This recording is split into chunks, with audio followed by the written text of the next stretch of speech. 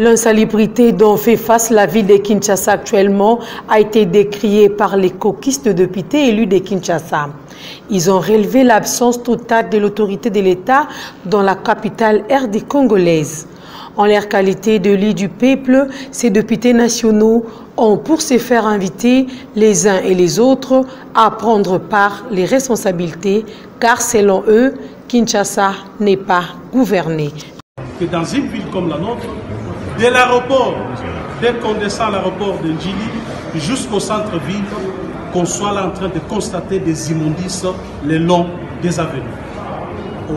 Tous les caniveaux de la ville de Kinshasa sont bouchés. Vous imaginez des conséquences. Il y a des immondices partout.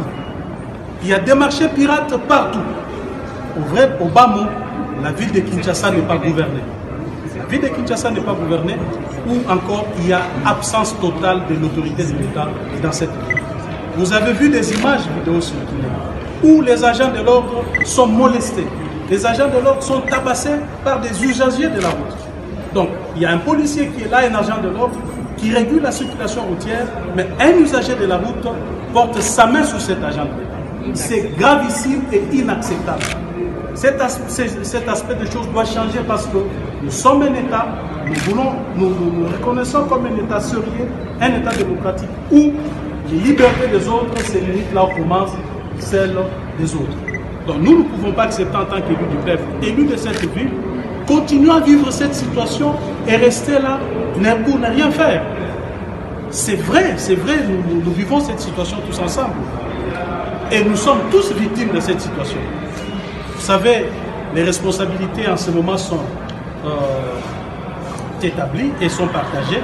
Il y en a des responsabilités qui seront portées par les responsables au niveau national, donc au gouvernement. Les accusations faites par le premier vice-président de l'Assemblée nationale sur la mauvaise gouvernance de la ville-province Kinshasa a suscité quelques réactions de la part de députés provinciaux. Ils ont de ce fait prononcé une déclaration tout en revenant aux 2 points sensibles, entre autres la salubrité et l'insécurité. Nous rappelons aux élus nationaux qu'avant de s'exprimer en public, ils doivent apprendre à convoquer les grandes forces de l'intelligence pour savoir que ce budget n'a jamais été accordé à la ville de Kinshasa par le gouvernement central, apparemment à cause de la pandémie de Covid-19. Nous demandons aux élus nationaux de bien lire la reddition des comptes du budget 2020 qui se trouve au Palais du Peuple et se rendront compte que le budget de la ville de Kinshasa est financé à 70% prêt par le gouvernement central.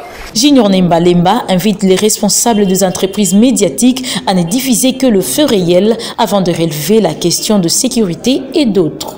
Nous dénonçons la diffusion des images de montage sur les différentes chaînes de télévision et les réseaux sociaux qui ne cadrent pas avec la réalité du terrain. 2. Concernant l'insécurité.